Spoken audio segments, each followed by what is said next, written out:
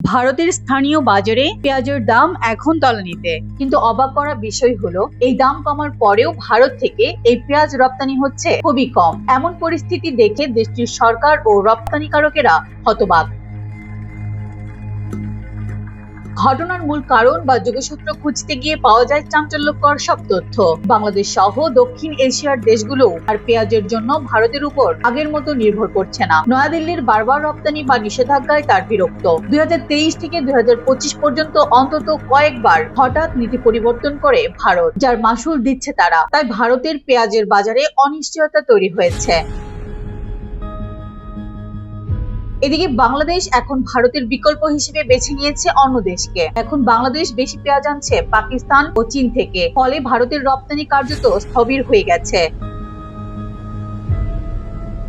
ভারতের অভিজ্ঞ রপ্তানিকারক অজিত শাহ স্পষ্ট করে এ বিষয়ে বলেছেন, আমরা যখন বাজারে ছিলাম না তখন আমাদের ক্রেতারা বিকল্প খুঁজে নিয়েছে। এখন আর তারা গুণমান নয়, দাম তুলনা করে। একসময় ভারতের মোট রপ্তানি 1/3 আসতো বাংলাদেশে। 2023-24 অর্থ বছরে বাংলাদেশ কিনেছিল 7,24,000 টন, যা ভারতের মোট রপ্তানির 42%। কিন্তু 2025 সালে এই সংখ্যা নেমে এসেছে মাত্র 12,900 টনে, অর্থাৎ আমদানি প্রায় বন্ধ হয়ে গেছে বলা যায়।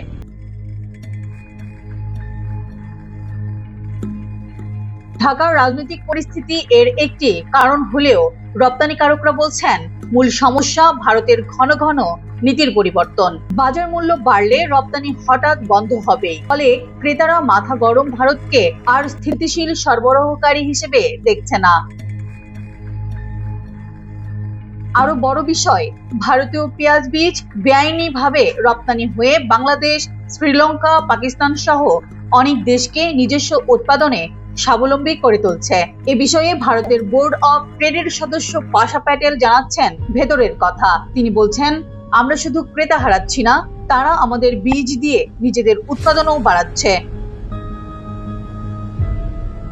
সৌদি আরবও প্রায় 1 বছর ধরে ভারতীয় পেঁয়াজ নিচ্ছে না। তারা সস্তা দামে পণ্য আনছে ইয়েমেন ও ইরান থেকে। ফিলিপাইন্সও ভারত থেকে কিনছে না, তবে চীন থেকে সরবরাহ না মিললে তারা ভারতের কাছে যাচ্ছে।